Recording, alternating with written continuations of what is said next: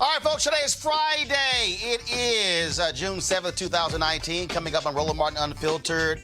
That trifling, no good for nothing Linda Fairstein, the woman who was behind the Central Park 5, going to jail.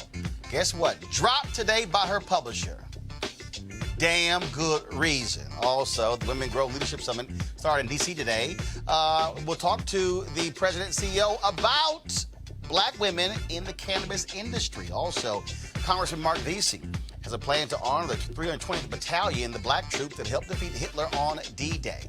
Also, we'll talk with the mother of Tamir Rice as Cleveland, they are trying to rehire the cop who murdered her son, Tamir Rice.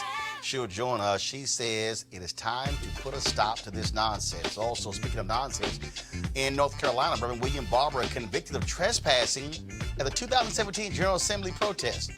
Right. How can a man be caught trespassing, but it was the First Amendment? Wait till you hear what his response is. Plus, Taraji P. Henson, she was in D.C. today on Capitol Hill talking about black youth suicide. We'll have some of that. And also, honoring the first African-American to win a PGA-sanctioned tournament, Pete Brown. It's taking place in Oklahoma. All right, folks, it's time to bring the funk on Roland Martin Unfiltered. Let's go. He's got it. Whatever the miss, he's on it. Whatever it is, he's got the scoop, the fact, the fine. And when it breaks, he's right on time and it's rolling. Best believe he's knowing. Putting it down from sports to news to politics. With entertainment just for kicks, he's rolling. Yeah, it's Uncle Roro, y'all. Yeah, it's Roland Martin, yeah. Rolling with Roland now. He's funk, he's fresh, he's real, the best, you know he's Roland Martin now.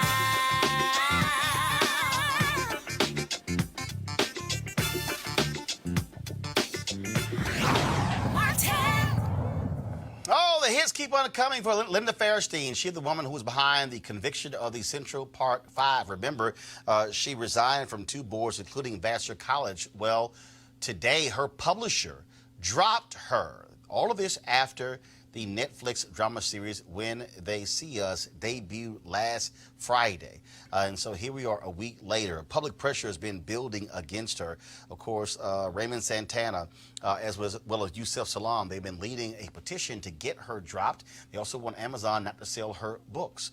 More than 50,000 folks have signed that petition on change.org. And so now she loses her publishing deal. The hashtag cancel Linda Fairstein, this movement has been spreading on social media. Remember, also by Monday, after she got lit up by many of us over the weekend, she canceled all of her social media accounts. Now, and also the Mystery Writers of America withdrew their Lifetime Achievement honor for her, as well as Glamour magazine, and other authors protested. And so none of this could happen to a nastier person.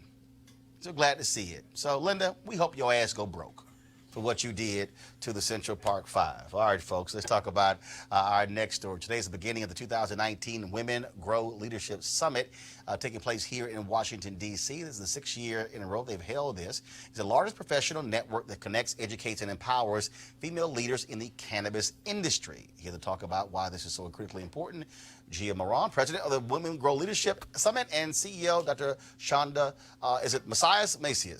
Macias. All right, here we go. So let's get right to it. First of all, how did this start? How did y'all get involved in the cannabis industry? And were y'all users or you entrepreneurs? Entrepreneurs. Yep, definitely. I'll start it off. Yeah. So I did my research at Howard University. I studied prostate cancer, metastasis to bone. So when I was actually researching it, we found that cannabis had some medicinal benefits. But because I went to a HBCU, they were like, oh, if you study this, you're going to go to prison. And I was Smart like, Lyric said that? Oh, yeah. We already know how the impact on the war on drugs impacted the black community. So it's not like it's hidden. It created a pipeline to prison. And therefore, our community is still not embracing that narrative. But there's people making billions in this industry. White people. No, see, we're specific on this show. Yes, okay, and we're not a part of that. So us creating the platform at Women Grow is to actually show that there are Black women that are now bringing awareness that you can engage in this industry. So for me, I'm coming from a financial services background, and so I had practices. For everybody at home, that means get paid. Go ahead, I'm sorry. I worked on Wall Street for 15 years. How's that? Is that plain enough? There you go. That's right. But for that matter, I, worked over the years watching channels like CNBC and Bloomberg, watching the financial markets. And so when I began to see cannabis coverage happening on CNBC and Bloomberg and not seeing any reflections of my community, that was a call to action for me. So I recognized early on, especially having worked in financial services, to look at the trends and outlooks. And I've often seen what trends and outlooks do to our community. They move ahead while we stay behind. And so one of my goals was to make sure that not only did I become a part of this, but that we brought other people from our communities into this industry to show what the opportunities were. So I think the mistake that often happens, and so this always happens, I think, for a lot of us, and that is we deal with the social justice part first, and we deal with money last. So I'll unpack that. I had a conversation with another company, and they're actually one of our sponsors, and we were having a discussion about some different events, and they wanted to talk about expungement. I was like, let the folks who do expungement talk about expungement. I said, somebody has to specifically talk about the money part. Because I think what happens all too often for African Americans, we want to deal with the criminal justice part, the social justice part, which I totally understand, as opposed to say, okay, for the folks who do that, let them do that, but somebody has to explicitly talk about what this means financially for us and what we must be focusing on financially. And that, to me, I think, is what we always have to be thinking about, not just always how we were impacted by folks who were arrested, who are still in jail. There are people who do that, but somebody has to say, no, this is about us getting paid off of an industry where others are making billions when we actually have already paid the price in another way. So you're just preaching to the choir. There's less than 4% ownership of African Americans in the cannabis industry today, when there's thousands of plant-touching businesses. And so this is what we're trying to address, is that the cannabis industry is moving so fast that if we pause and stop, we'll be left behind. Instead, we need to work simultaneously with what, social justice reform, but also think about businesses in cannabis. And there's no reason why that we can't work together as a collective, working towards the same thing, but we're all on assignment. We use the skill sets and the talents that we have, and we apply it to those areas of which we are most passionate about. So Dr. Shonda is passionate about the medicine and the plant and her patients. She's also very passionate about business. But it's very important that we divide, I don't want to say and conquer, but we divide and become more successful in this space versus bridging together just in one space. We need to play the field in this industry. And we talk about, again, what's happening. We know obviously California was happening in Colorado, but then, of course, here in D.C. But also, I think black state legislators are now also getting smart about it. The reason they are holding it up in New Jersey and New York, because the black folks are saying, no. We are not supporting this unless we guarantee black folks are getting their fair share. That was the issue in Maryland, where they moved ahead but did not ensure that we were a part of that. And so you only had one or two African Americans with dispensaries in Maryland. And so the last thing we can have is, again, us greatly impacted on the criminal justice side, and then again left out on the economic side. Well, I agree with you on that, and I can attest that I'm a New Yorker myself and very much a part of the coalition in New York that's working towards adult legalization and making sure that our communities that have been most impacted are very much included in this bill, and that we're not left behind, and that equity starts from day one. Well, and I'm going to chime in there because the true issues is that, you know, in our New York platform, we went to Emmanuel Baptist Church and we were able to stand in the pulpit and talk about the medicinal benefits of cannabis. But, you know, truthfully, the church has been our pushback as well. Very conservative. We've been able to make it through certain of those platforms. But when we go back into our community, since we've been plagued so much and our community has been in prison, that they don't want to have this conversation. They don't want to have to discuss the implications, whether it's about money or if it's about health care. So these are the challenges we face just in our communities, period. Well, but again, I think it all goes back to education. And at the end of the day, when you don't know, you don't know. And so if you, I mean, look, I don't care who you are. If you've grown up multi-generations, and when you hear marijuana, when you hear weed, you think of folks who are getting high, won't have the munchies. You think of people who are breaking the law. I mean, you have all of those stereotypes that go along with it. And so now all of a sudden you're shifting from what is illegal to now what is legal, and then now what is commerce. And yes, it's a different conversation, which is why I think you have to have various platforms that are talking about this here. And also, I think it's important to walk folks through to get them to understand that the barriers to entry have also been lowered. And that is, what are the available opportunities? We had a couple of years ago, we interviewed Montel Williams. We talked about he has a couple of publicly traded companies, and we talked about that. And so his whole deal was like, look, this is not where, okay, you need $25,000 to be able to get into this. He's like, look, here's a publicly traded stock where you can be able to access. And again, it's just to me, it's this constant state of education, because so many of us simply don't know, because that's just not what we do.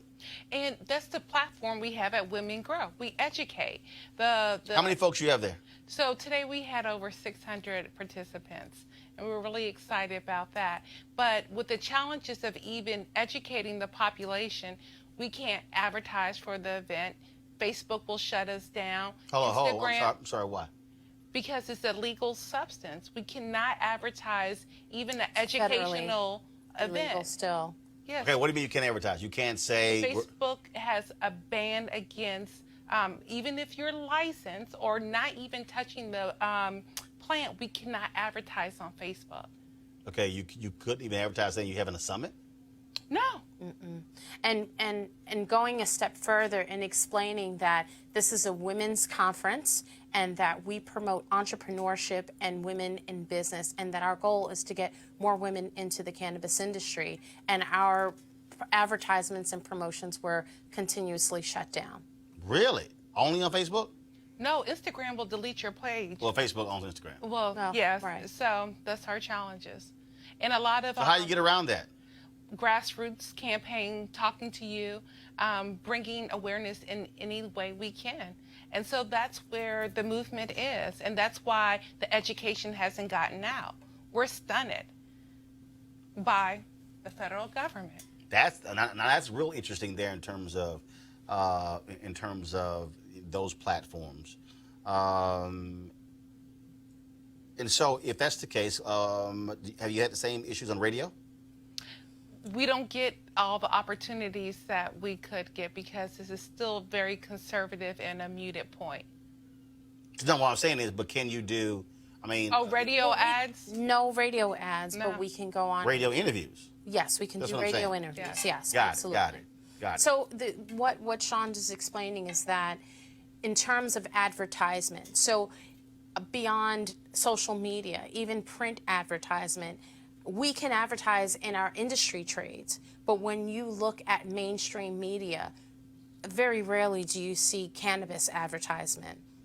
Now, in terms of large conferences, I have seen billboards, but those are more regional as versus national exposure. So it continues to be grassroots, and you really do need to be within the industry to know what's happening, which, pivoting to your point earlier, in order for our communities to know, they have to be in the know, right? And so if they're not connected to our industry, how are they going to know about conferences like Women Grow or any of the other industry events? So these opportunities are important for us to get the message out. So your conference is the same time each year, and so how could folks get more information about your organization? So you can go to our website, womengrow.com. We have a Facebook page. We can't boost it, but we have gentle posts about being in business and entrepreneurship. You have gentle posts. Gentle posts. Okay, I haven't heard that one. They have a gentle post. Y'all know I don't do gentle posts. I don't do those. But yeah, so you can find us about Women Grow on our website, our social media handles, and then there are cannabis magazines that will support us. And, you know, to Dr. Shonda's point is that what's interesting about that is that our reach on social media is over 2.5 million, right? And so people are You say our reach, meaning your organization. Yes. Our organization, that's correct. And what's interesting is even looking at our conference today, the number of newcomers, people who are interested whether to starting a business or transitioning their careers and just becoming, you know, applying their skill sets to jobs within the industry. So the fact that we have a reach of over 2 million, the fact that more than half of our attendees are brand new to the cannabis industry speaks volumes to us. Cool, cool. Are you live streaming any of your events this weekend? Some of them we are. So tomorrow we'll have a series of panels. On what platform? On womengrow.com. Okay. Oh, right to the right, but. So actually, we're not able to boost, but if you follow us on social media at Women Grow, you will see that we're doing Facebook Lives, right? So Facebook hasn't shut that down. Twitter Right. So I'm saying, hasn't shut that so down. you're going to be part of the conference. You're streaming on Facebook Live. Yes, segments of it. Yes, absolutely. Okay. Got it. All right. Cool. All right. Well, groovy. We certainly appreciate it. Thank you so very much. Thank you. And good luck for the rest of the conference. Thank you. We hope Appreciate you'll it. come one day. Huh? Will you come and visit us one day? Yeah, no big deal. All right. No. Unfortunately, I got to go tomorrow. I have to go to North Carolina. Reverend William Barber's mom is retiring 53 years. And so he leaned on the Alpha Shield to get me to come to the woods of North Carolina. So I will be there tomorrow, leaving at 8 o'clock in the morning. So otherwise, I definitely would drive by. All right, All thank right, you. cool. All right, going to go to a break. When we come back, we're going to talk about Tamir Rice. His mom does not want the cop who killed her son hired by the Cleveland Police Department. Why do they want him back on the force? Next, to Roland Martin Unfiltered. You want to check out Roland Martin Unfiltered? YouTube.com/Roland S. Martin. And subscribe to our YouTube channel. There's only one daily digital show out here that keeps it black and keep it real. It's Roland Martin Unfiltered. See that name right there? Roland Martin Unfiltered. Like, share, and subscribe to our YouTube channel. That's youtube.com/Roland S. Martin. And don't forget to turn on your notifications so when we go live, you'll know it. Hey, folks, they're back. MarijuanaStock.org has another great investment opportunity. If you were lucky enough to invest in their last crowdfunding campaign, you know they raised a lot of money in just a few months investing in legal marijuana farms. Those initial investors now own shares of a publicly traded company. They're on fire. And certainly a lot of you missed it. Now you have an opportunity. Now they have a new investment opportunity that is as good, if not even better, than the last. I'm talking about industrial hemp CBD. For those who don't know, the hemp plant is the cousin to marijuana with a much higher concentration of CBD, which means hemp CBD gives you all the medical benefits of marijuana without getting you high. Now, until recently, hemp farming was practically illegal in the U.S. and heavily regulated by the DEA. However, the 2018 Farm Bill changed all of that. Congress made it legal to grow hemp CBD in the U.S. and creating one of the largest commodities worldwide. They need land to grow all of the plants, and this makes for an incredible investment opportunity. And that's where our good friends at 420 Real Estate come in. Their business model is simple. They buy land that supports hemp CBD grow operations and lease it to licensed, high-paying tenants. That's right, they are hemp CBD landlords. You can get in on the action. You can invest in this crowdfunding campaign for as little as $200 up to $10,000. Like I said, you don't want to miss out. To invest, go to marijuanastock.org. That's marijuanastock.org. Get in the game and do it now. All right, folks, Texas Congressman Mark Veazey wants to make sure America doesn't forget the 320th Battalion on Memorial Day. Here's what he said recently on the floor of the U.S. House. And I want to take a minute today to thank those African-American soldiers during World War II that fought for valor and sacrifice in our country. You may have not heard of the 320th Battalion, but on the morning of June 6, 1944, the unit of African American soldiers landed on the beaches of France. Their orders were to man a curtain of armed balloons meant to deter enemy. They flew at an altitude at about 200 feet to defend soldiers landing on the beaches against strafing by German aircraft. The battalion served 140 days in France. One member of the 320th wounded in battle, Waverly B. Woodson, Jr., would later be nominated for the Medal of Honor, an award he would never receive. The nation's highest decorations was not given to African American soldiers in World War II. Members of the 320th, the 1st African American Battalion, included hundreds of soldiers, were sent abroad to fight for liberties denied to them at home. The story of the 320th Battalion is a narrative of perseverance in the face of injustice. All right, folks. Again, we certainly hope to see them honored with that. All right, folks. Tamir Rice was shot and killed by police officer Timothy Loman in 2014 in Cleveland, Ohio. Loman and his partner got a call saying a black male keeps pulling a gun out of his pants and pointing it at people. The caller also told them several times that it was a child and it was a fake gun. Tamir, of course, was playing with his sister at the Coudale Recreation Center, a park in the city of Cleveland's Public Works Department. Loman had been fired and reinstated before he killed Tamir. And, folks, now the police union is trying to get another job for him. Joining me on the phone to talk about what's going on is the mother of Tamir Rice, Samaria Rice. Samaria, welcome back. Welcome to Roland Martin Unfiltered. Yes. Hi, Roland. How are you? Nice to talk to you again since we were at the Maxwell concert. Absolutely. Yes. Good to chat with you. So yes. the union is trying. So Loman gets fired, and they're trying to get his job back? Yeah. So the president of the police union, Jeff Farmer, he has assisted Timothy Loman with the appeal process to get his job back. The arbitration told him no, but he appealed it, and now we're just waiting to hear from a common pleas judge. So we're just waiting to hear if he's going to say yay or nay. So what are you doing? How are you galvanizing folks to put pressure for Loman not to get rehired?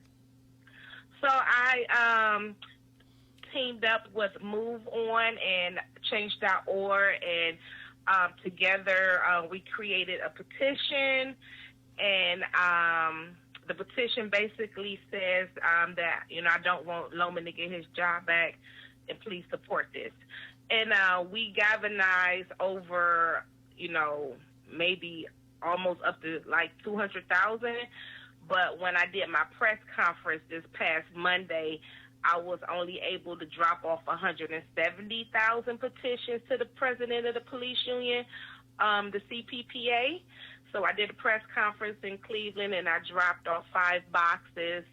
And at that time, it was 170,000, like I said. But right now, we could be well over 200,000 signatures because the petition is actually still going on Move On and Change.org.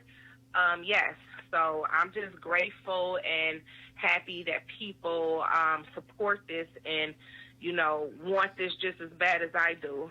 I'm just happy about it. I'm overwhelmed. I'm ecstatic that, I have all of this support, that Tamir has all of this support, and that's what we've been doing. And on our Facebook and Instagram page, Tamir Rice Foundation, we put a picture of Jeff up there with his 2 phone numbers to call in to say, stop your efforts in trying to get Timothy Loman rehired. So we've been applying pressure. I'm just hoping that it's going to work for the folks in here in Cleveland. Cleveland is very, the dynamics is very unique. Again, a lot of my support comes from the outside, so we're going to see. Is the city officially opposing his hiring? If they are, they're not on board with me. I have some support, like a couple city councils. So we have 17 city council. I believe only 2 jumped on board in support with me. Some of the Unitarian churches had jumped on board with me. Some of the local organizations have jumped on with me, but as far as the mayor, the chief of police, they have not said anything to me as far as support or anything like that. I tried to even get the support of the president of the council. He hasn't even jumped on board with supporting me. The commission, I asked them to support me. I believe maybe one or two supported me from the commission that was formed on behalf of the consent decree being here. So, and it's 13 commissions. Jeff Former, he's actually a part of the commission, and I asked him to resign because he cannot play both sides of the fence when it comes to trying to be a part of a commission that's supposed to be reforming police officers, and he's steady trying to help this officer get his job back. So I have actually asked him to resign from his position of being on the commission. Like I said, it sits 13 people. And he's one of the people, and he just don't need to be on there if he's, trying to advocate for a police officer to get his job back, knowing that he's a murderer. And they're trying to give him his job back based on he lied on his application, just to give people an update. Samara, when will the judge make a decision? We're still waiting to hear. I have put a call out to some folks to see if I can get an answer, hopefully soon. We're just waiting to hear. The common pleas judge, it's in their hands now, so I don't know. It's been going on like 3 or 4 months now since we heard about the appeal, so I don't know. All right, then. Samara Rice, we appreciate it. We'll surely keep following this through its conclusion. Thanks a lot. Thank you. Thank you, Roland. All right, I want to introduce my panel. Dr. Rashawn Ray, Associate Professor of Sociology, University of Maryland. Dr. Dion B. Carter, Department of Political Science, Howard University. Dr. Cleo Monago, Socio-Political Analyst and Activist. Folks, this is no shock here. I mean, police unions, look, they are there for fight for these jobs. They don't give a damn that a 12-year-old black kid was killed. They know what this cop did was flat out wrong, but they're going to make excuse after excuse to bring him back on the force.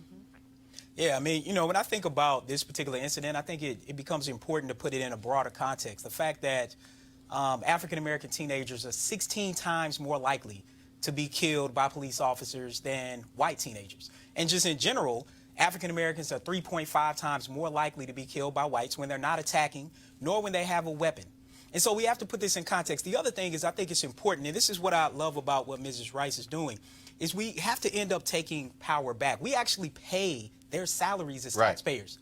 So when we think about that $6 million that was paid out to the family, which it isn't even enough, but that money is coming from taxpayer money. Instead, that money should be coming actually from police department insurances. They should be coming actually maybe even from a portion from FOP dues. And part of what happens is what Cleveland Police Department and the FOP are doing is they are actually continuing to play up the bad apple narrative that exists. This particular officer should not be working anywhere, and all parents should be afraid if he's working anywhere near where their children are.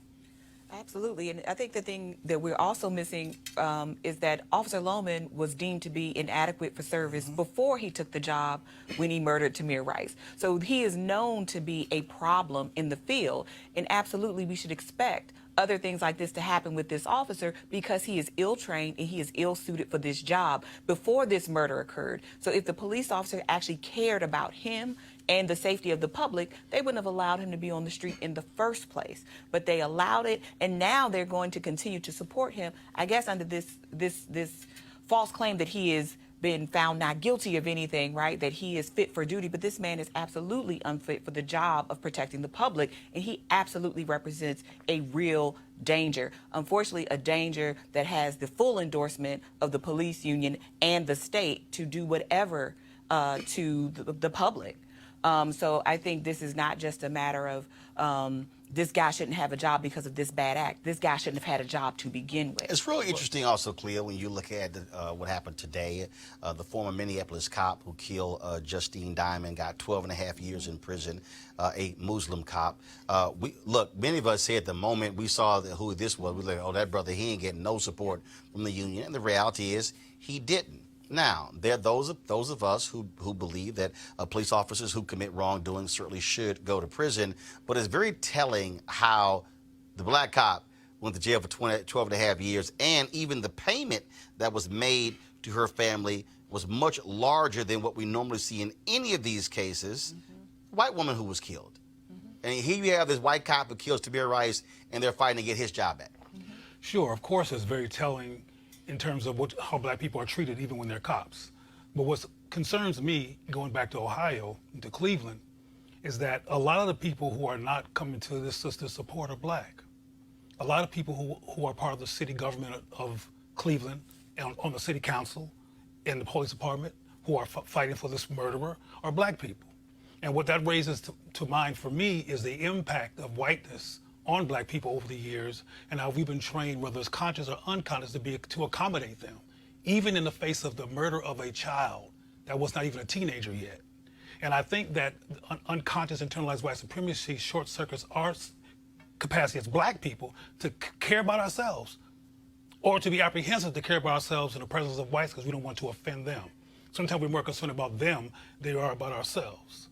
And that's a problem.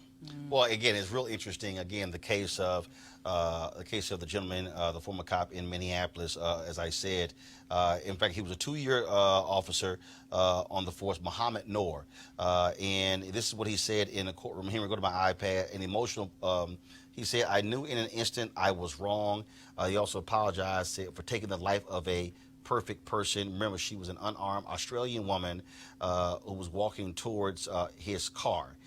And he was convicted. He was convicted in 2017, but the sentencing just took place today there in Minneapolis.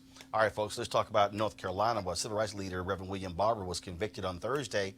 Forget this, trespassing, stemming from his 2017 protest at the North Carolina General Assembly. Now, the crazy thing is they had barred Reverend Barber from protesting. They were there protesting health care. And the Republicans in that state barred him and others. It was him, I think about 46 others, who had gotten arrested saying, oh, they're trespassing if they come back. Well, they actually believe in the First Amendment. And so they came back to protest, and then they had them arrested. Then he was convicted. The judge pretty much was like, why in the hell are we doing this? And so gave him 24 hours of community service, which he kind of does every day, and gave him that as well, suspended this 12 months of unsupervised probation as well. But here's what Reverend Barber had to say after the conviction. I want to say this is much bigger than me. This is literally about opening up Southern legislatures to the light of day and to the people's voice and to the people's protest. I'm deeply concerned that the jury was boxed in. They did not get a chance to really hear about our Constitution, which is a strange consideration to me, that the Constitution that governs the legislature. We know that the legislature we have now is an unconstitutionally constituted body. We know that while this was going on and wasted tax dollars, 500,000 people still don't have health care. People are dying. People that are living with diseases that they could be treated for. But more importantly is we're going to appeal. It took jurors 22 minutes to find Barber guilty after 4 days of testimony that included video footage of his call and response chant protesting health care spending outside of the office of Senator Phil Berger. First of all, Republicans in North Carolina, I keep telling people, are just stuck on stupid Niambi. And but again, what they're angry about, they're angry about Moral Mondays. They're angry about how they were able to mobilize and organize people to have constant pressure against them. And they want to use the law to shut down protesters. And as Dr. Barber's lawyer said, he's like, he ain't worried. Dr. King had a criminal record. Absolutely, and this is what he's been doing for almost a decade now, right? This Moral Monday protest has probably been the biggest thorn in the side of the North Carolina state legislature. He has not let these people off the hook, not one iota, not about poverty, jobs, environment, healthcare, you name it. But this was just about sending a message. And I think they picked the wrong one this day, because Reverend Barber and those who he is organizing with and who he is rounding up around the state and around this nation are not going to be quieted. I mean, because part of the issue is the state legislature allegedly works for the people of the state of North Carolina and in their best interest. So this is a moment where you have a state law which is in violation of the U.S. Constitution and the rights granted to citizens.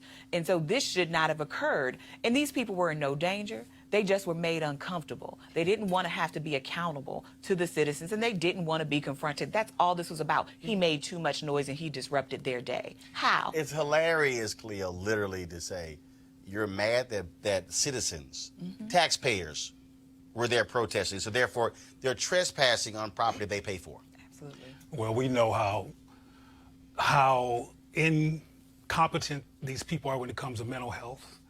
We know how irrational they are, and we know how focused they are. It didn't matter that the doctor was not breaking any laws, doing anything wrong. They want to silence him. Like you mentioned, I mean, he's been powerful, he's been consistent, he's been in their face, he's been articulate, he's been breaking down issues based on fact, and he has a multicultural group of people behind him, so they can't simply call it a black thing, though it's a black man heading it up. He's brought together all kinds of people, so of course they want to silence him, and they thought they did for 2 minutes. Was it 2 minutes, 3 minutes? How long was it? 22 minutes. 22 minutes. That's how long it took them to convict. Right.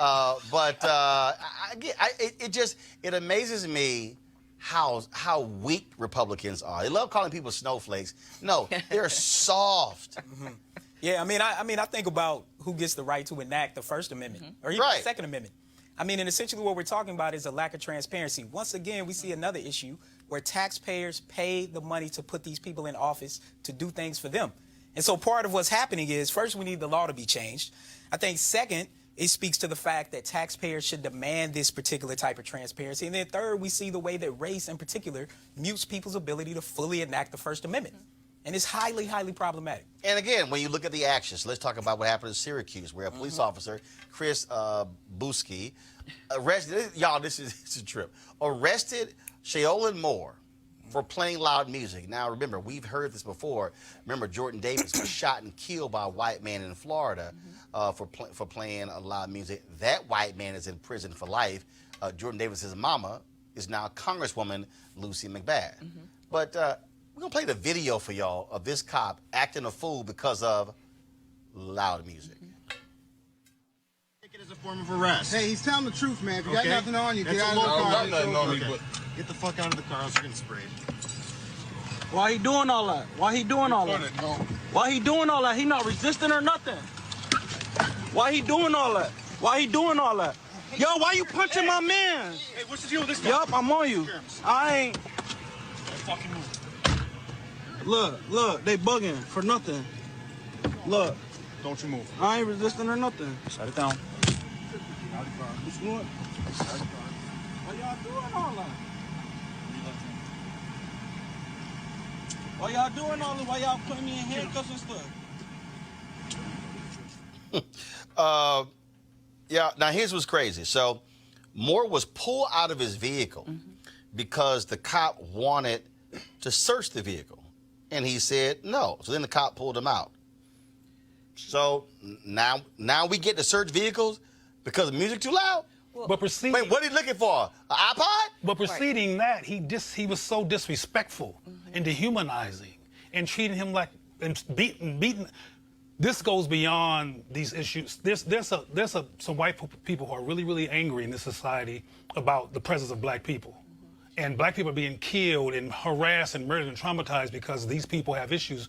We need to look at how people get to treat people as well. Not just shoot them, which is, of course, horrible, but that all this cussing, and these are grown people they're talking to like this. But this is, I mean, and again, the young man did what he was supposed to do, which is, no, you don't get the right to search my vehicle. That is a violation of his Fourth Amendment rights. And I tell anybody, do not let them make them get a warrant. But in more than that, these noise ordinances are about policing black people, whether it's Reverend Barber in North Carolina saying he's making too much noise or he's playing his music too loud. Because remember, there was a woman in Garner, North Carolina, who had her family pulled out of the house because she was playing Malcolm X speeches at a tone and at a volume that her neighbors didn't appreciate. And this is like 8 officers show up at her house. So there's all of these efforts to police black people just being in the world. So let me read this statement from Syracuse Police Chief Kenton Bucker. Here we go to my iPad. Consistent with the Syracuse Police Department use of force protocol, the incident that occurred on Grace and Oswego Streets on Friday night was immediately reported to the department following the incident. The case was already under review before the video was posted online. I recognize the concerns that have been raised by the community, and I want to ensure the community that under department protocol, when officers use force, including this time, we complete a thorough investigation. The vehicle was pulled over because of a violation of the city's sound reproduction ordinance, a quality of life issue frequently reported to the department for action. Importantly, it occurred immediately following a coordinated police response to Skiddy Park, where individuals were involved in the sale of illegal substances and an unlawfully possessed handgun was recovered. Officers heard the noise from the vehicle as they were concluding the drug and weapons investigation at the park. The vehicle was stopped a few blocks from the park. I want y'all to put a pin in that because I want you to remember that. I'm going to come back to that. The incident is under active review, which will occur on a timely basis. The officers continue to be in service and will be interviewed as part of the review. Let me unpack that. This is the cute job cops always play. So here you have the police chief talking about where the officers came from. At no point in this does it say that Shaolin Moore and the guy riding with him were selling drugs. But he is trying to link the two together. Okay, for instance, go back to my iPad, where individuals were involved in the sale of illegal substances and an unlawfully possessed handgun was recovered. There's no need to link those two if Moore and his friend were actually not in the park. This is the police chief trying to connect drug sales and a legal possession of a handgun with this arrest by saying, oh, and I love this here. The car officers heard the noise from the vehicle as they were concluding. The vehicle was stopped a few blocks from the park. So why in the hell are we discussing the park? If the vehicle was stopped a few blocks from the park, why are we discussing the park? That's the game they play by trying to connect black folks to drug selling as well as an illegal handgun. That's what's going on here.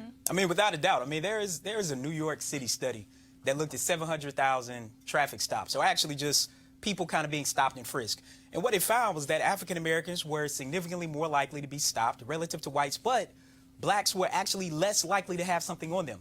How successful were officers in predicting whether or not someone would have something? They were only 2% successful. So this particular incident plays a role in that. The other thing I think about is being pulled over as a teenager with my windows rolled down and my music playing, and I got pulled over by an officer. I think about my wife who was pulled over after leaving the hospital, taking care of babies, taking care of sick people, and she got pulled over for her music. The ironic thing is that her speakers were actually blown out.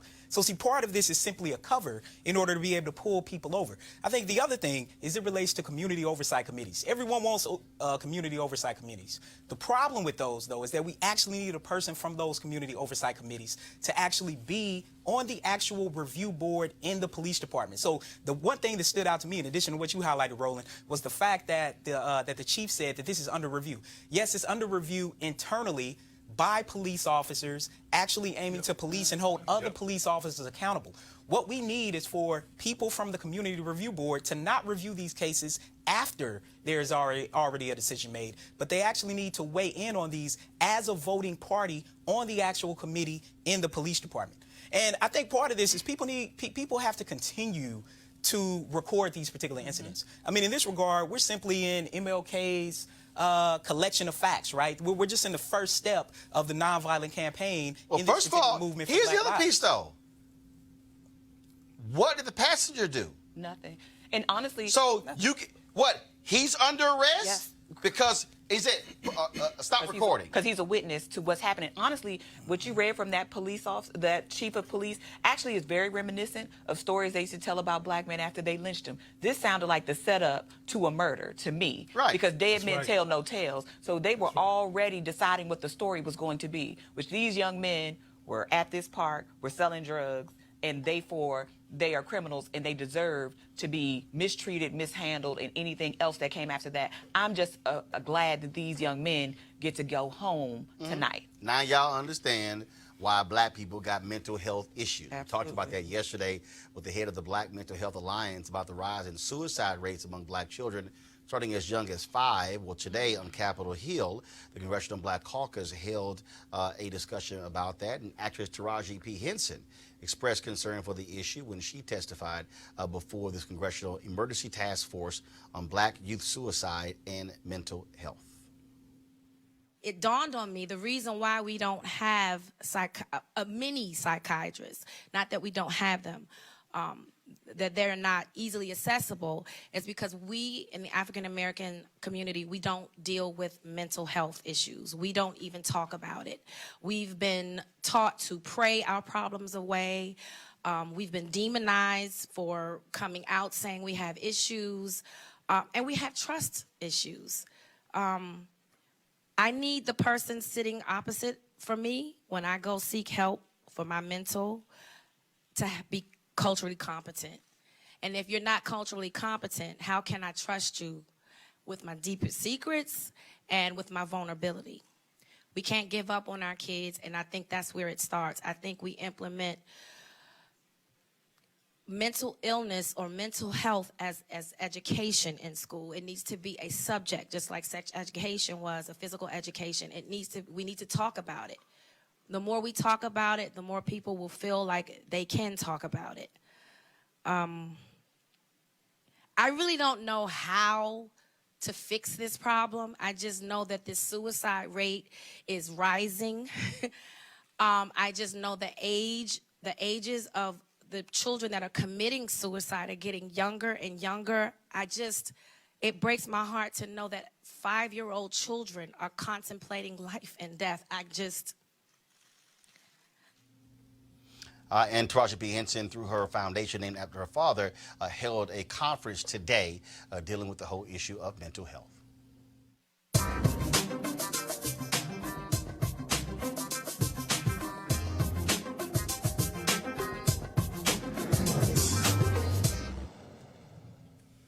Folks, this is part of our continuing series focusing on the American worker, sponsored by the union AFS-CME. And, of course, we know this week we dealt with the death of Chef Leah Chase from New Orleans. She passed away 6 days ago, surrounded by her family. She was 96 years old. And so there's a woman who is a member of the AFS-CME union who talked about the importance of food, working for children, and, again, what you must do in the workplace in terms of gaining respect, not only people you work with, but also the respect for workers. Here is this week's American Worker segment. A lot of the times people look at them as juvenile delinquents, but everybody has a past. Nobody's perfect. My name is Tanisha Barnes. I work at New Beginnings Department of Youth Rehabilitation Services, and I'm a cook there. At 3:15, I get up, get myself ready. I have to leave out by, no later than 4:25 to get to work. When I get to work at 5 o'clock, I cook, prepare breakfast, prepare lunch.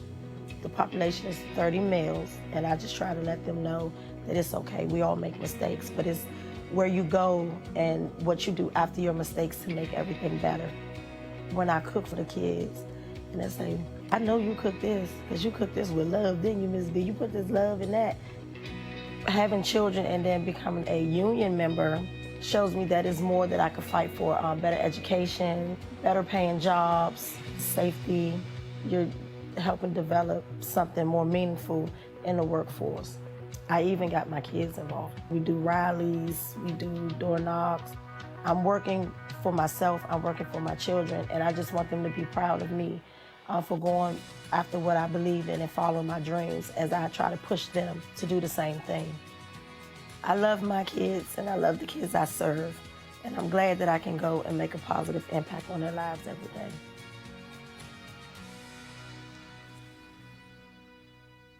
All right, and we surely appreciate AFS-CME for being a huge supporter of Roland Martin Unfiltered. Now, I wasn't going to talk about this because I really don't give a damn about a lot of this silly stuff that happens on social media. I don't care about gossip. I don't care about entertainment.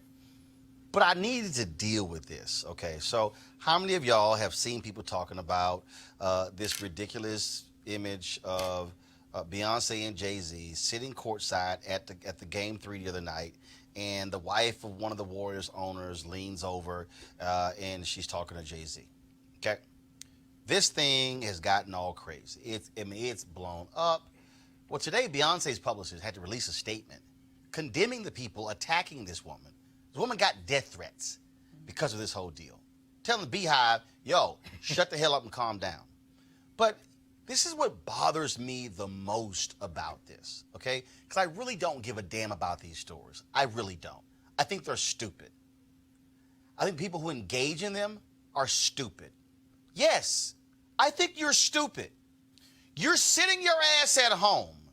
You know nothing about the conversation taking place between Jay-Z, Beyonce, the wife, and the husband. You know nothing. Yet you are sitting at home assuming you know what she's talking to Jay-Z and Beyonce about. The woman says, I was asking them, what do y'all want to drink? Now let me, again, unpack it. He's the owner. She's the wife. They're guests. They're guests of them. So don't you think that if we're at a game and Rashawn or Dr. Carter or Cleo were sitting next to me, and let's say I was talking to Dr. Carter and Rashawn is sitting right here and it's loud as hell, I'm probably going to lean over to say something. But no, all of these people are losing them. And that's right. Give him the girl, give her the side eye. She talking to your man. This is stupid. This woman is in tears. She has deleted her Instagram account because she's been attacked and getting death threats and people trashing her. And why do I keep saying her? Because I'm not going to say her name. Because her name is not important. Her husband's name is not important. But at some point, I need people to shut the hell up and get on with their own damn lives and stop being so fixated over dumb shit. And that's what this is. This is stupid. Absolutely stupid. In fact, there's been more conversation about the side I lean over than what happened on the other side of the court. There you go. When one of the Warriors owners, who's worth $2.4 billion, pushes Kyle Lowry when he fell into the crowd. That owner, suspended by the NBA for a year, can't attend any NBA games, fined $500,000. According to some reports, he's likely going to have to sell his shares in the team. Because he shouldn't have put his hand on a ball player. When you're sitting courtside, you don't put your hands on it. But my problem is that we, as a society, are caught up in bullshit. The people who are, the amount of time, and I know somebody is sitting here saying, well, you're spending time on this. Yes, to tell y'all, shut the hell up. Stop wasting, it's dumb. Death threats? Roland. Because she leaned the hell over to talk to Jay-Z. Really? Really? What? Okay, I knew nothing about this incident at all. Somehow it got past my radar. But are you telling me that people in the so-called Beehive saw a woman talking to Jay-Z and got mad and made some projections on what she might have been saying to Jay-Z and started a viral conversation about from the Beehivers? Dr. Carter, you want to take this one? Is that what happened?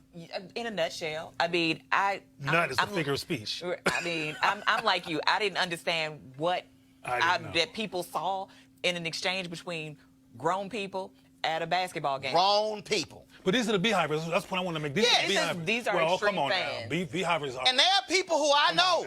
Oh, goodness. People who are smart, educated, who got their ass caught up in this stupid ass story as well. I'm a fan, but that's that woman's husband. Let her worry about that conversation. Like, what does this have to do with me? But here's the deal. Here's what gets me. Didn't the same Beyonce do a song talking about Becky with the good hair? And didn't he turn around and do a song talking about him being with Becky with the good hair? Really? And y'all caught up? Look, and trying to figure out what was being said on the sideline by 4 rich people. I was saying, these people are still married, so whatever problems they've had, they've monetized those and worked it out, and he's a billionaire, and she's wearing $10,000 worth of clothes. See, again, I can't be bothered by what's happening in their life. People are irrational about it. They're irrational. I mean, I think that's what's key. Like there are 2 things that popped out to me. First, that we paid more attention to this particular situation than we did what happened to Kyle Lowry. Let me be real clear. I'm going to show you. First of all, this is, y'all, this the photo. This is from the NBC News website. Y'all, this the photo. I think it might be another one. This is what, now we probably going to get flagged. If we get flagged by you, this, but I'm playing this from Twitter. Y'all, this the conversation. They were like, oh, she was all leaning in her space. Why is she leaning in her space talking to Jay-Z? Look at the side eye she gave her. Y'all, that looks changed. That's what caused these people to lose their damn mind. Beyonce looks like that all the time. I mean, like, it wasn't, I mean, that particular reaction is interesting to me. I think it speaks to relationship trust issues that people have. But it's stupid people. Yeah. It's stupid people who, but see, this is the thing, because I'm taking the thing even larger. Because what happens is something happens, and it's the image, oh, look how he looked at her. You have no idea what was going through that person's mind, when that happened. There's no audio, nothing. But for people to go on this woman's Instagram page and literally dog her, trash her, cuss her out to the point where she had to delete the account. One person talked to her said the woman was in tears because this thing has gone all over the place. And what I'm just trying to say is I just need people to grow the hell up. And see, the reason I'm saying how we value what's important right now on our YouTube channel, 388 watching. So let me go over here to the Facebook channel. Because I'm about to make a point. Right here is 181 on the Facebook page right now. And then I'm going to go over to the Periscope channel feed right now. And we got 100 and 102. But I got about 60 there. I guarantee you that if I put in the line, we are discussing Beyonce sideline gate, numbers would have exploded. Absolutely. Because people care about stupid stuff. And this is stupid. And I need people to learn to stop getting sucked into stupid stuff. That's why, just so y'all know, okay? Y'all ain't never seen on this show me talking about so-and-so just broke up. Because I don't give a damn who you dating. So-and-so just got engaged. Okay, great. I don't care. But are you in the Beehive? I ain't talking about the Beehive. I'm broadening this thing. I'm broadening this thing. Beehive people are obsessed, and they don't want her garment to be soiled. It's the same as the Mariah. I just said about Mariah Carey one night. All her folks lost their mind. I was like, oh, y'all can go to hell too. I told them on Twitter. And look, here's what I'm telling you. I don't care if y'all come, if you gay and you come out, that's your business. If you have a baby, that's your business. Wasting valuable time on petty, insignificant, personal stuff. If you want to watch E! News, you want to watch the rest of those shows for it, go right ahead. But literally, the amount of stuff that exists, I can't even put all the stuff in a show that I want to put in a show because of the amount of time. Right. And I'm just saying, if you a mama or uncle or aunt or you a daddy or if you got a family member calling that, you say, your ass stupid for wasting all this damn time on that. And somebody got to go ahead. Somebody got to just say it. Right, and also the time that they spent retweeting and tweeting about this story, they could have supported Samaria Rice. It's Beyonce. Right, and they could have filled out a petition. That hold up. But even if you ain't want to do all that, just shut the hell up. Well, that's also free. I mean, I literally can't imagine going to the Instagram feed of somebody. Right, some stranger. And cussing them out. And I hope you die and all this other nonsense. Cussing a stranger out who invited them to the game. Over people you don't know. Because Beyonce and Jay-Z ain't season ticket holders of the Warriors. But you They also were don't know. invited by the two people who was talking to them. Let me let y'all know something right now. Roland got some courtside seats, and I invite Beyonce and Jay-Z. Y'all kiss my ass. I'ma talk to them. Okay? I'ma lean the hell over. We gonna talk to them. I don't give a damn what none of y'all gotta say. But it's childish and petty. So clearly, I'm sorry. I said I was not gonna discuss it. But I need to discuss that because sometimes we need to tell our own people, stop doing stupid stuff. And this to me is stupid. Now, was also stupid, all y'all dumbasses who get on airplanes and put your damn feet on the seat with somebody sitting right there. Keep your damn feet in your damn shoes. Anybody trying to smell your funky ass feet? This happened this week, and I had to play it. Stick your feet behind me. I think.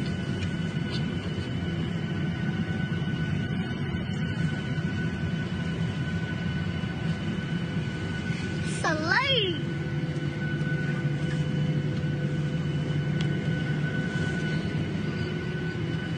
Oh, somebody on my feet behind me. Flight attendants, please be seated for departure. I thought you had my feet, your feet behind me.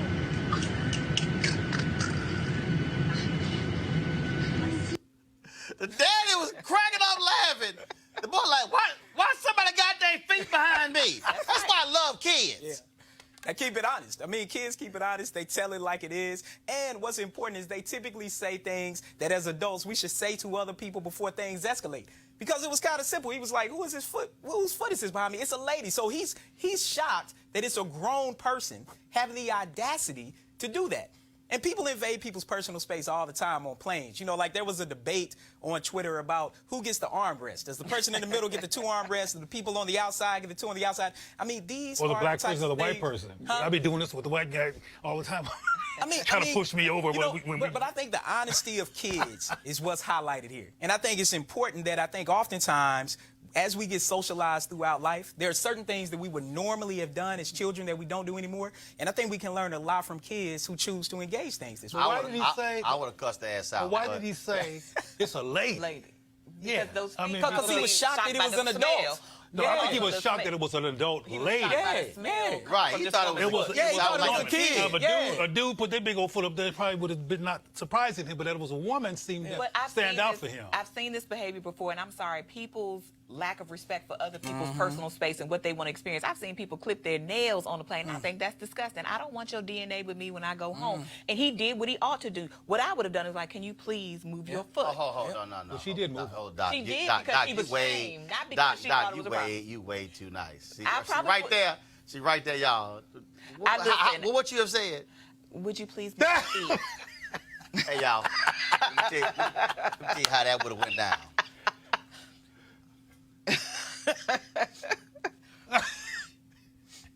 Henry, don't switch to them. Stay right here. Stay right here. I'm directing the damn show. Stay right here. We on the plane. Hey! Foot would have moved. I wouldn't even have to get out of my mouth. Right. Could you please move your foot? It would have been, hey! That's all that would have happened. Right. Matter of fact, they would have heard C-32A. Hey! That's what would have happened.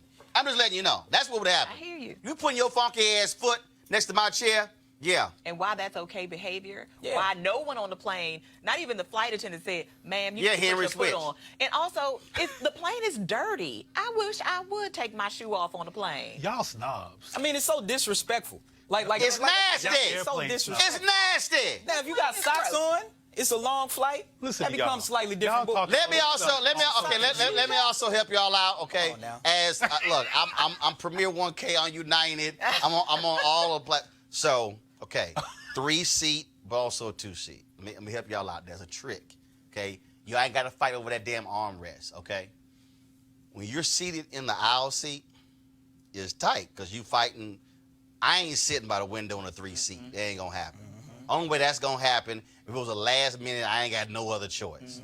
So here's the deal, y'all. Most of y'all don't even realize this here. Aisle seats.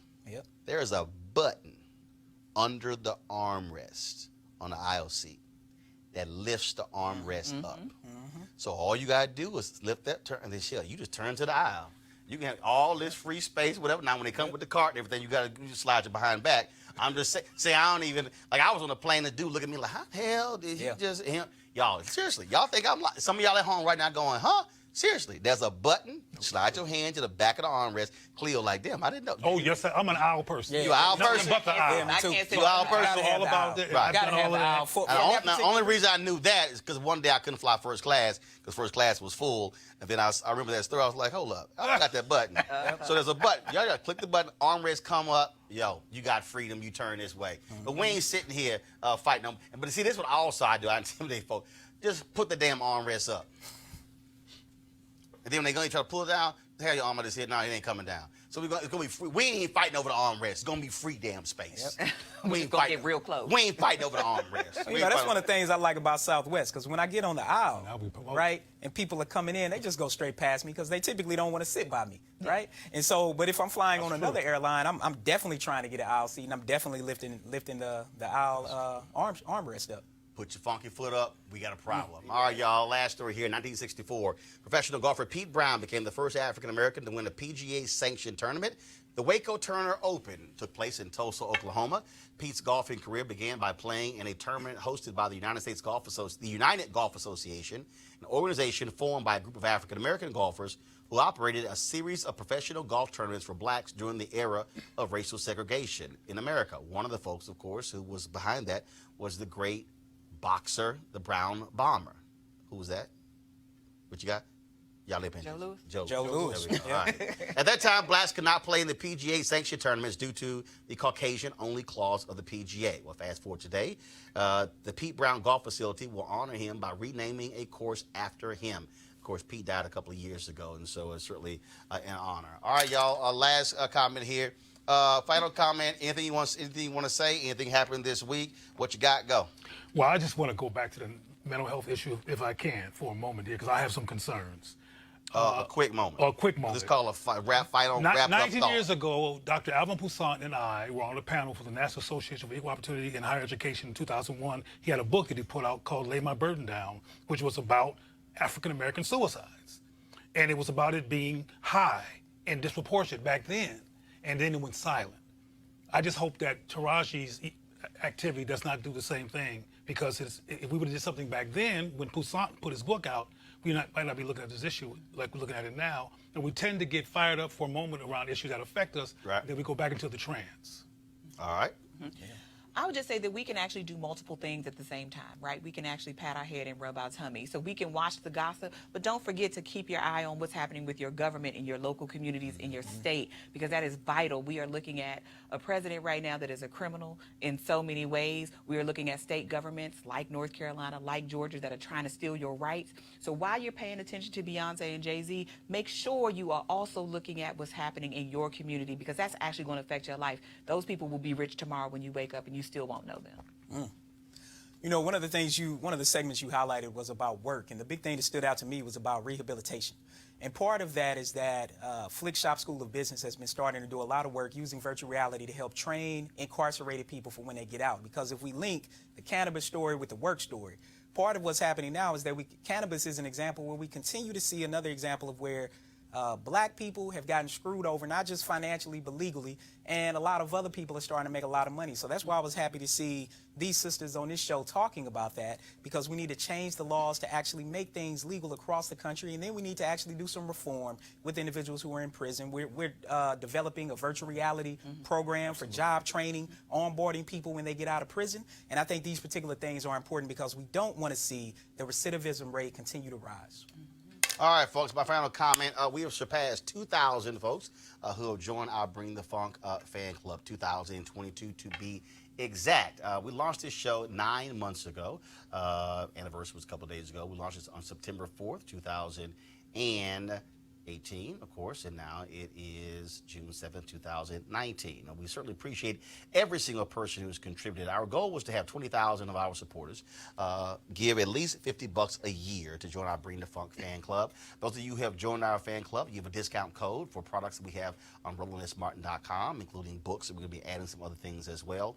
Why is this important? Because this week was a perfect example. We did the 2.5-hour show on Wednesday, celebrating the life of Leah Chase, of course, who passed away, the great chef out of New Orleans. Next week, on Wednesday, we're going to be in Miami for the American Black Film Festival. Shaft is premiering. We're going to be there, but also we're going to be talking to a number of up-and-coming directors. Because, see, guess what? The John Singletons, the Will Packers, they were able to go to ABFF and actually learn their craft and get lots of connections. I'm going to be moderating a Q&A with Reggie Hutland about his new Netflix documentary, The Godfather, which is on now, talking about Clarence Avant, of course, who was involved in the music industry, but also in Hollywood and the civil rights industry as well, plus in politics.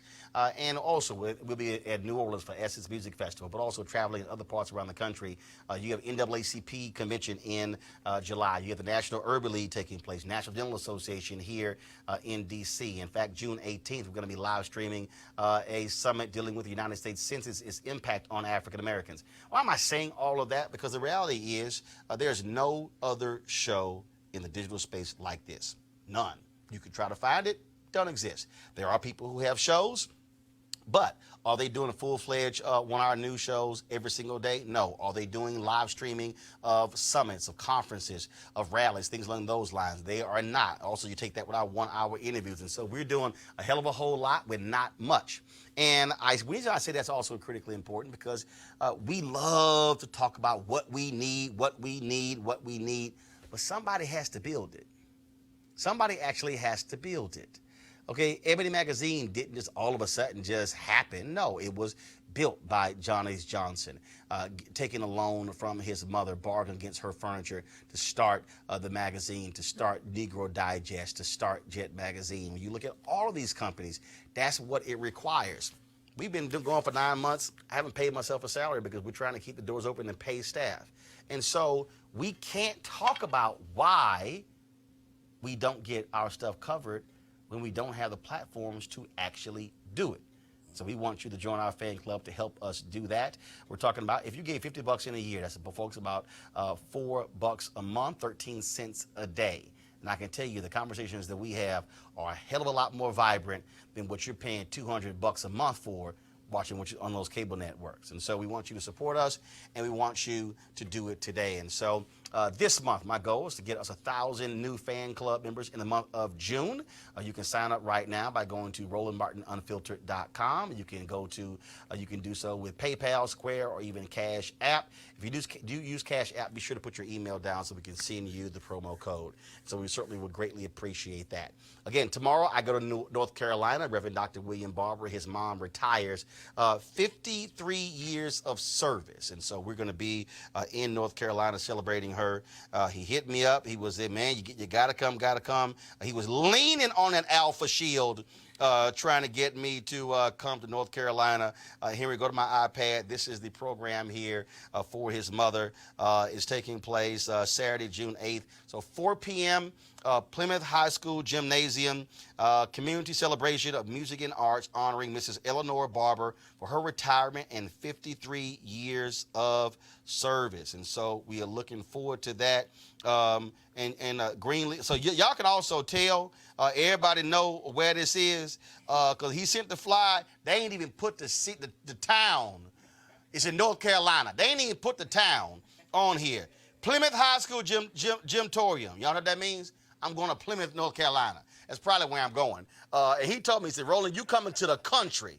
He said, you coming to the country. And so, again, I'm going to be there tomorrow, and so we'll certainly look forward to it. Folks, we hope you'll have a great weekend. We're going to close the show out, of course, playing for you all the folks who've given to our fan club, and I appreciate every single one of you because your dollars makes this show possible and makes it possible for us to do what we do. And so I shall see you on Monday. Holla!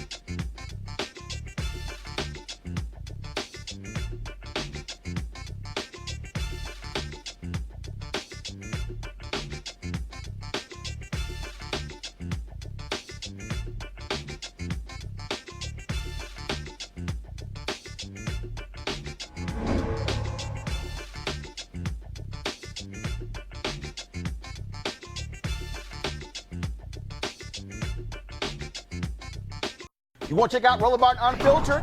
YouTube.com/Roland S. Martin. And subscribe to our YouTube channel. There's only one daily digital show out here that keeps it black and keep it real. It's Roland Martin Unfiltered. See that name right there?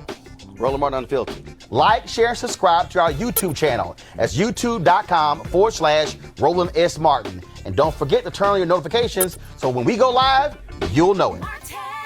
Hey fam, want to check out Roland Martin Unfiltered? The blackest show on all of digital, cable, and broadcast. Check out our audio podcast. There's only one daily digital show out here that keeps it black and keep it real. It's Roland Martin Unfiltered. Press play. You want to support Roland Martin Unfiltered?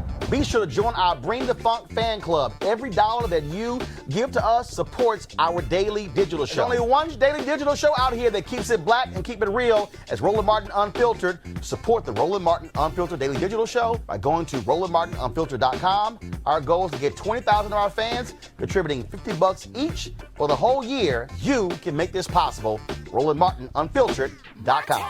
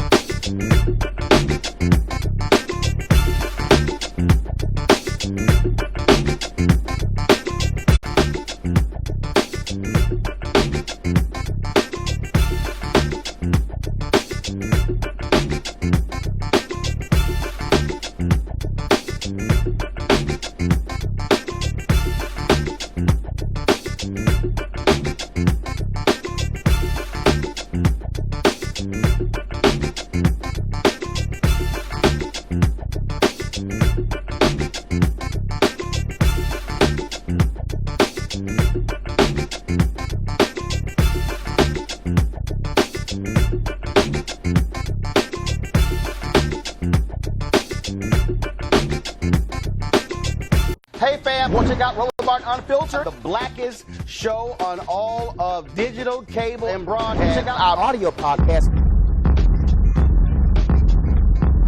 There's only one daily digital show out here that keeps it black and keep it real. It's Roland Martin Unfiltered. Press play. You want to support Roland Martin Unfiltered? Be sure to join our Bring the Funk fan club. Every dollar that you give to us supports our daily digital show. There's only one daily digital show out here that keeps it black and keep it real. It's Roland Martin Unfiltered. Support the Roland Martin Unfiltered daily digital show by going to RolandMartinUnfiltered.com. Our goal is to get 20,000 of our fans contributing $50 each for the whole year. You can make this possible. RolandMartinUnfiltered.com.